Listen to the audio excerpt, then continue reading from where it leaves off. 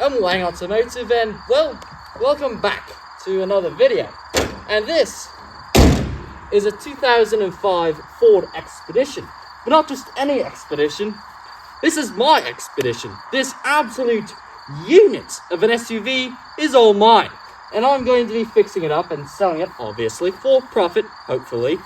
But in other words, today we'll be diving into why and how the Ford Expedition is and always has been a mediocre vehicle.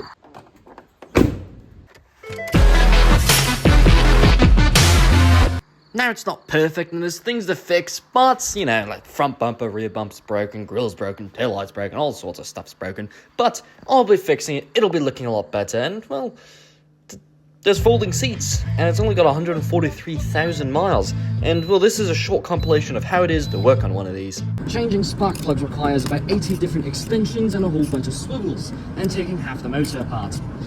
The glories of working on an Expedition. When your car's so hobjobbled together, you need two separate screwdrivers just to put a MAF sensor in. That's the life of a Ford Expedition owner. I know anybody that says Jaguars aren't practical, because behind me is the whole front bumper for a Ford Expedition. Look at that. The whole front bumper. Look at that. My friends doubted me, my father doubted me, but the Expedition is on the road. It still has a check engine light, but that's no matter. It's working! Why are you ticking? What is this noise?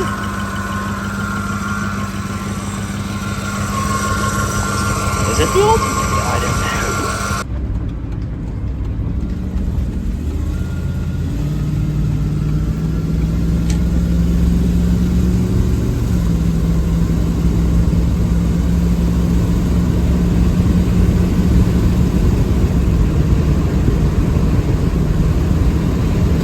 The story of the Expedition actually starts back in 1993, which is when it's first developed.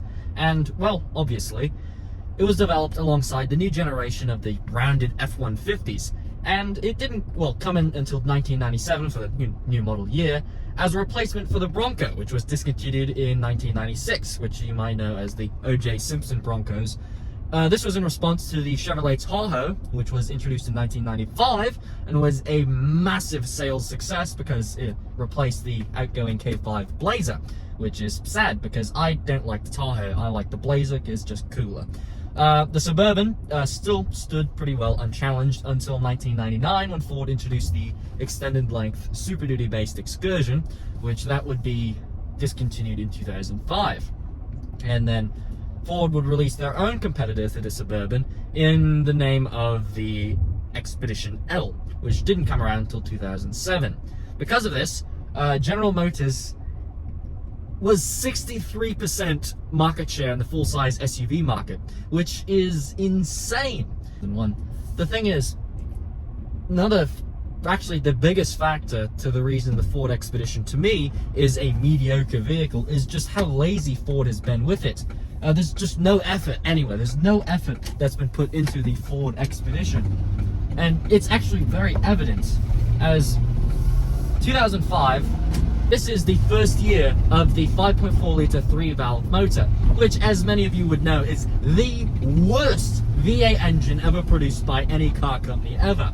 Now, the problem with this is the 5.4 was replaced in 2011 by the 5-litre Coyote V8, at least in the F-150 and the Mustang. The Expedition, didn't replace the 5.4, the Expedition, the E-Series fans, they didn't replace the 5.4 until 2015, when, well, the 5.4 in this was replaced with a 3.5-litre EcoBoost, which, that's it. Since 2005, the Expedition has only had one single engine option, of course, which was the 5.4 or later the 3.5. And that's it, you don't get multiple engine options, unlike the F-150 where you have a 2.7, the 3.3, the 3.5, the 5-litre, or the 5.4. You don't get multiple engine options. You only get one, and it's the piece of junk 5.4, which obviously later model 5.4s are obviously better. Anything after 2007 is a bit better than these. But the 2005 5.4 is the worst single model year for the motor, and it's just a bad motor overall. It's really bad. Of course, this has a luxury version of it. The Lincoln Navigator, it's just a better looking Expedition with more valves. Usually they have, you know, they have a 32 valve instead of this, which is a 24 valve, I believe, or a 20, I believe it's a 24 valve. It's not great. But 2005, which is the last year of the Excursion, but it's also the first year of the 3-valve, and then it's also 2005 is when they introduced the Limited and the Eddie Bauer editions for the Expedition, which there's an Eddie Bauer Ford Expedition right there. And of course, there's good reason as to why I don't like that. Well, at least the wannabe fancy versions of the Expedition.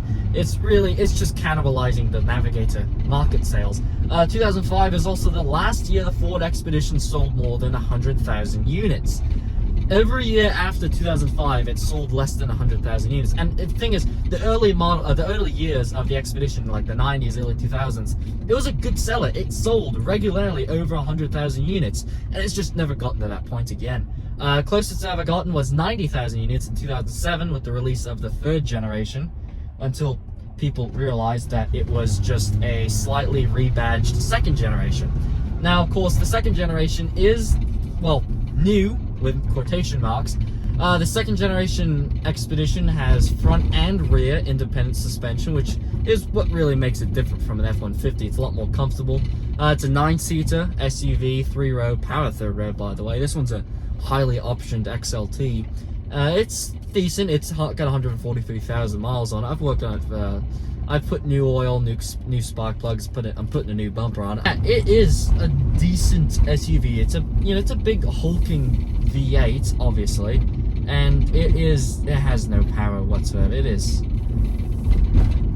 a gutless V8. It's not the best thing.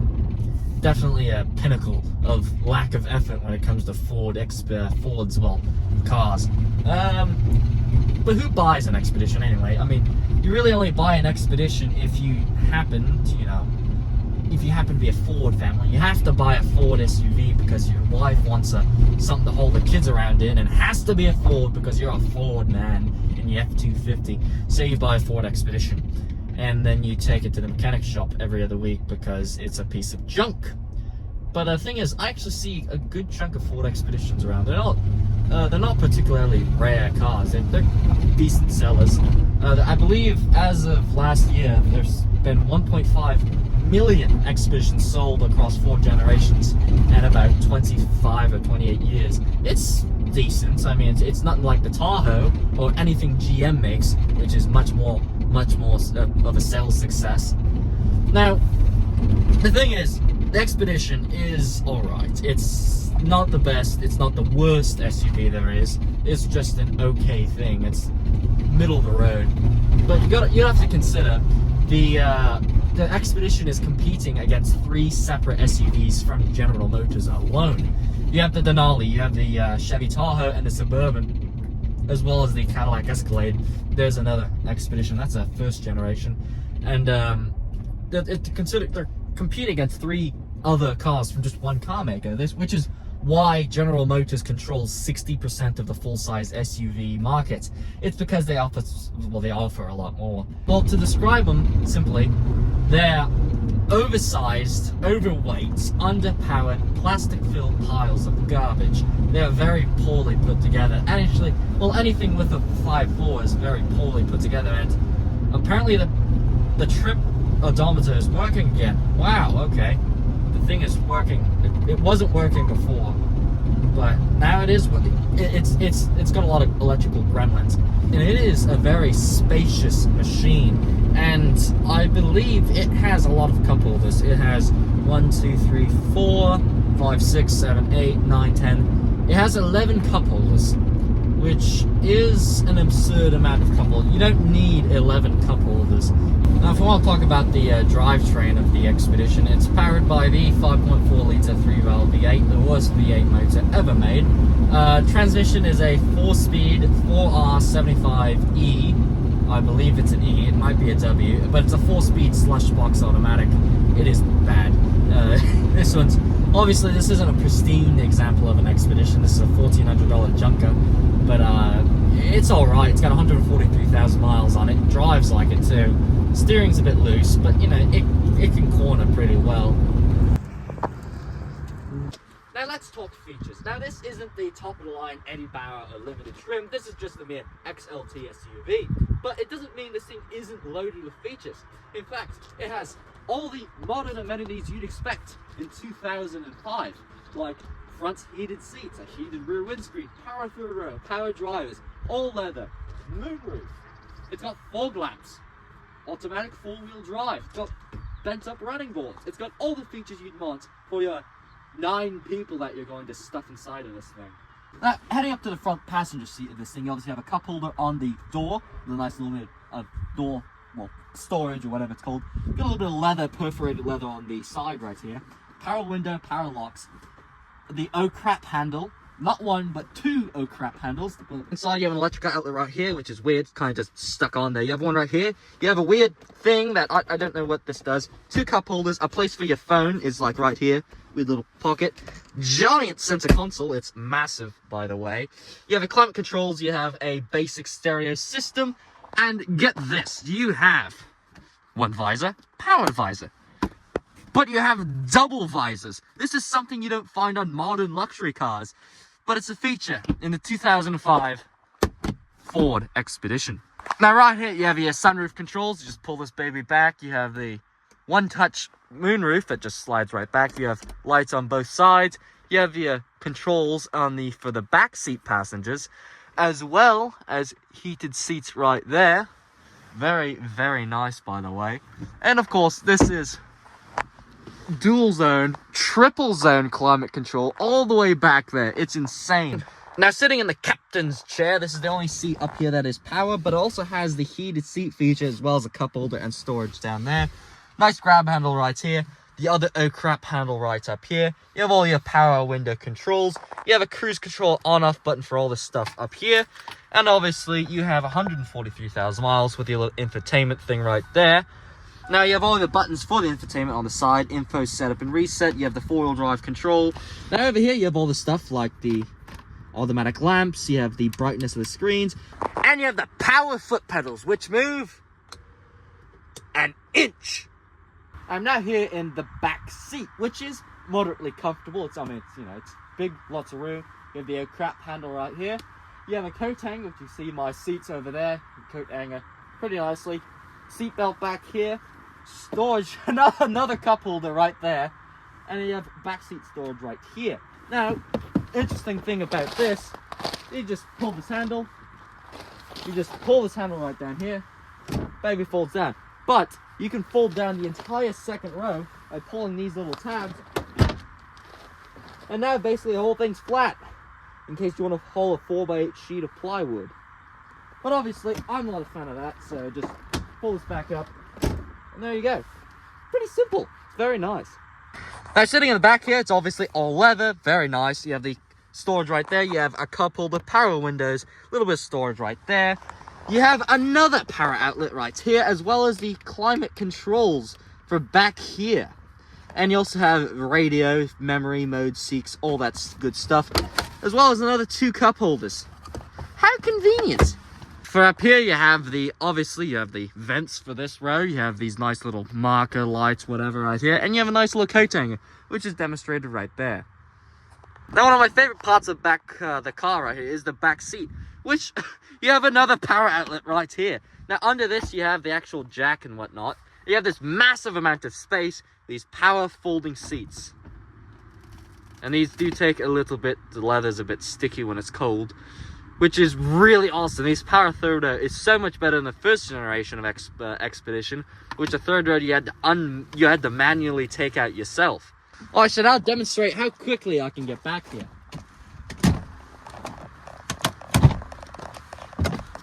Oh, and now I'm in, and it's a little bit of a ways back here. And if you've got a sore calf like I do, because I just hit leg day at the gym, definitely not for the faint of heart. By the way, these second row seats recline, which is very cool. Now back here you obviously have your third row climate control. You have a coat hanger on each side. You have 2 cup holders here, some storage right here, another cup holder here, storage, and more storage. And it's actually very comfortable back here. Now, 2 things I unfortunately did forget to mention are the child locks on the back seats as well. If you look up there, power mirrors, very cool. Now, if you own a mid-2000s Ford SUV, you might be very familiar with this key lock right here. You have your lock, unlock, alarm, but you might have this green button. Now, most would think it unlocks or opens the hatch like this, but you'd be wrong. It actually opens the glass hatch, which I firmly believe, and I've got my finger caught in there now, I firmly believe that this is a feature that absolutely nobody uses. I mean, if you leave this glass hatch open, it's going to flop around and break because it's glass, and you don't, I mean, I don't know what, you don't want to close it too hard and risk of actually breaking the glass. I mean, this is just a feature that nobody needs, or wants, or uses. It's just useless. I mean, I wish they made a feature where you could just redo this and make it go to the hatch instead of the glass. And obviously the glass hatch has its own thing right here, which is the button underneath. I thought this was open to this, but it's just pull. I hate this feature. It's useless. My mom's Explorer had this thing. We never used it. I thought I accidentally broke something the first time I opened it. This infotainment screen has all sorts of things. It has a compass, it has the odometer, it has how many miles to empty, it has the MPG, it has time, which is weird. Unless you're doing the cannonball run, you don't really need to know time. It has 2 different sets for that. Just turn all that off, or you can have trip 1 or trip 2. Personally, I just keep it on miles to empty. It's pretty simple. Okay, so we got the this is fixed a little bit. It was all dangling down here. Got a bunch of wires that are broken off and down here. Also put this back in so it's a little less noticeably broken. Hopefully the rear parking sensor works again. But yeah, we have a 4-prong here. If you've made it to the end of the video, I'd like to thank you because that's very rare. However, you should definitely watch more videos that I'll make. Or maybe subscribe. Or maybe comment. That'd be very nice. Please subscribe for more, because this has been Wang Automotive, and I will see you in the next video.